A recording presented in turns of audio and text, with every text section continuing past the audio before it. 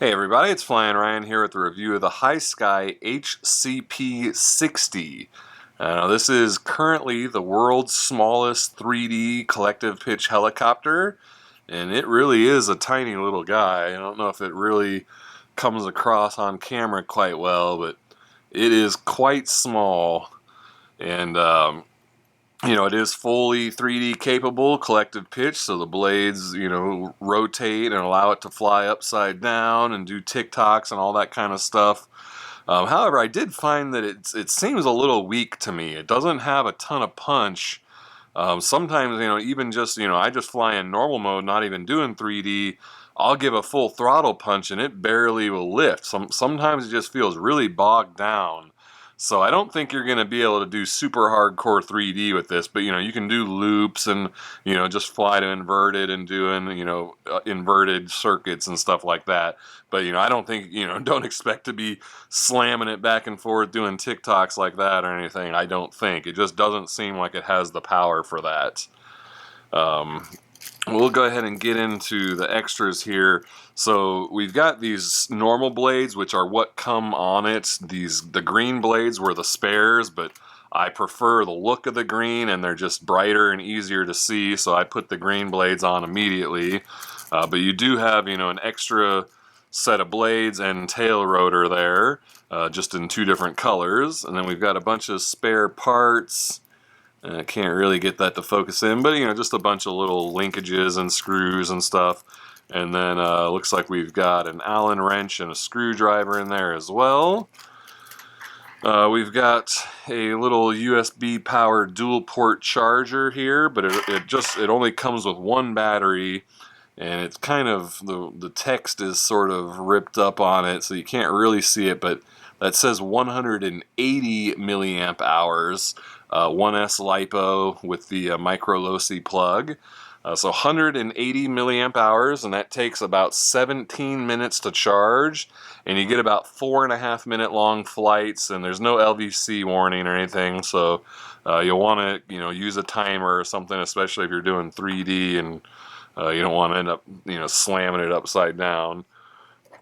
The transmitter is pretty nice, hobby grade style at least, if not fully hobby grade. I mean, it's one of the better RTF transmitters. I've had this one before with some other Hisky models. Pretty nice. It feels good in the hands. The sticks are really nice. Just an all-around good transmitter. Let's see. I don't have notes on exactly what all the switches are, but they're labeled pretty well. So we've got throttle hold, so that'll keep it so if you give throttle, it doesn't spin up, or if you're in 3D mode and you're going to crash or something, you want to hit that since you're idle up. The rotor is always going to be turning. You can't just slam the throttle down, so you got to hit throttle hold to stop it. This is gyro. I don't know if that has a change, like if that changes. I think that may be our, I think that's our 3-axis or 6-axis switch. So up is probably 6-axis where it auto levels, and then down is going to be 3-axis, so it keeps its pitch and you can do manual rolls and everything. And then over here is our idle up mode. Looks like it has 3 different modes, so you can have a couple different settings if you want some more aggressive 3D. But if you're going to be doing 3D flight, you're going to put it on 3-axis first, and then when you're going to turn it to idle up, and that's going to get the head spinning full speed, and then your left stick now becomes center is flat, and then up is going to be positive pitch, and down is going to be negative pitch. So when you're flying upside down, your throttle is actually, when you're all the way down, that's giving full negative pitch, so that's how you fly upside down. I don't want to get too specific and into details about flying a CP helicopter, because I've covered that in older videos, and if you're looking into this, you probably already know this kind of stuff anyway.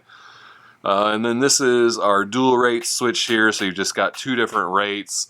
I felt that on high rates it was still a little bit weak, so I believe, I don't remember, I've just got a question mark that it was low. I believe you can program this. The manual has steps about how to get into programming it, and I turned my pitches up to 120% in the dual rate, so that's, you know, as much pitch as you can get, and then that felt a lot more responsive and what I expected out of my high rate. So if you feel it's a little bit slow still on high rates, just, you know, go look into how to program the transmitter and turn up your dual rates to 120% for high rates. Yeah, I think that covers the details. Let me kind of look around, make sure there's nothing I missed. Yeah, I think that's it. And, you know, like I said, I'm no 3D pilot, so I'm not going to be able to show off 3D with it. And, you know, being that it's this small, I'm going to just go ahead and fly it around the kitchen just to kind of show you how precise it is, and, you know, how stable it is with the 6-axis, and how, you know, you can fly it in a small area. But I'm just going to be upright in 6-axis mode doing normal circuit and sport flying, stuff like that. So, all right, let's go check that out. Alright, this is the flight review of the Hisky HCP60. This is the world's smallest 3D helicopter, and it is a tiny little guy. I am no 3D pilot though, so I won't be doing any 3D flying, but I'll just be doing regular flying. And this does have 6-axis stabilization, so it's nice and stable and easy to fly. However, I've had some problems with it. As you can see, well, I don't know if my camera will pick that up or not, but I have to give it a lot of trim. It always wants to drift to the left really hard, and it's a problem I've had with other Hisky models. They never, I don't know, the accelerometer seems to be seated improperly or something, so it never knows what level it is. But anyway, we'll go ahead and give it a flight. Spin it up a little bit.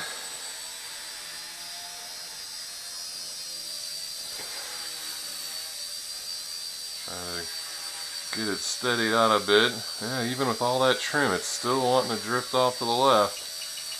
Give it a little bit more.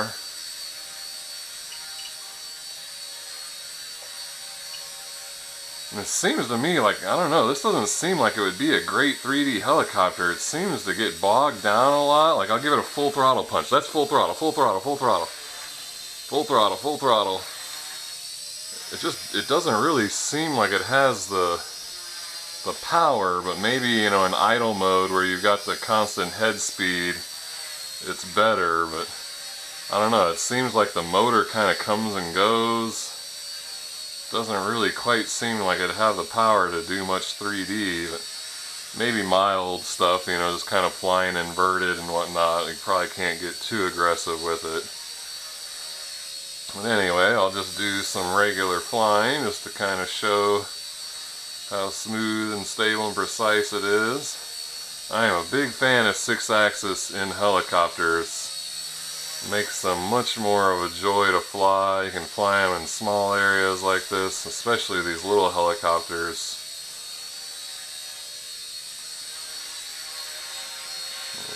Pirouette there.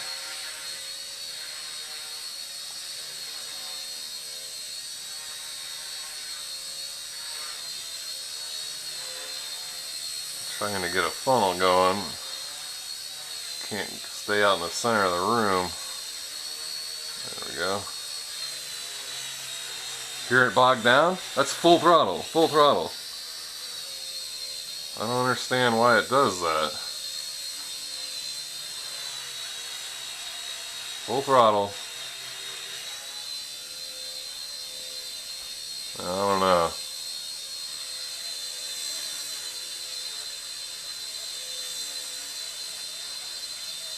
Just doing regular flying though, that's pretty nice.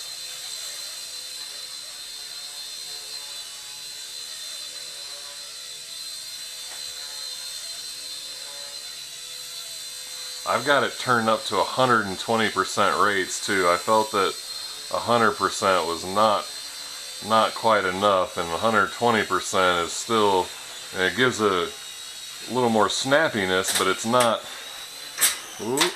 not out of control fast.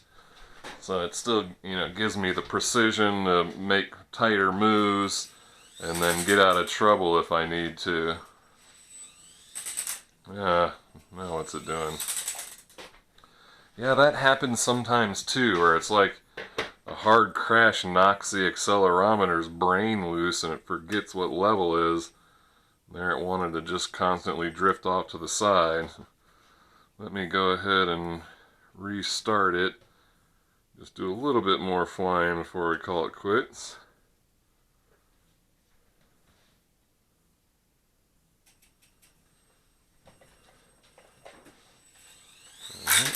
Oh, why is it doing that now? Alright, I'm back. I got it fixed.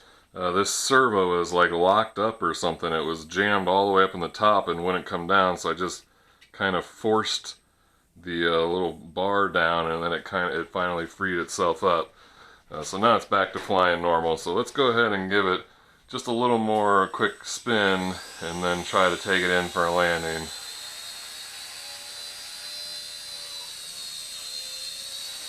There we go. Now it's back to normal.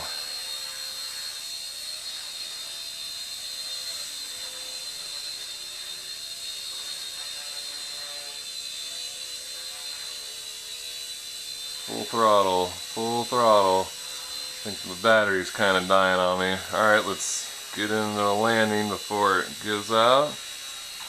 Nice. Alright, well there we go. So yeah, I don't know.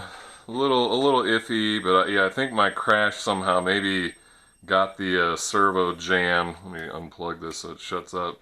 I think this servo just kind of maybe, I don't know, something inside of it got stuck, but once I freed it up, then it stopped doing that wanting to fall over to the side thing. But yeah, I don't know, it's cute how little it is, but a little iffy. Anyway, if you want to try your luck with it, check out the video description for the price and purchase link. Thank you for watching, and I'll see you next time.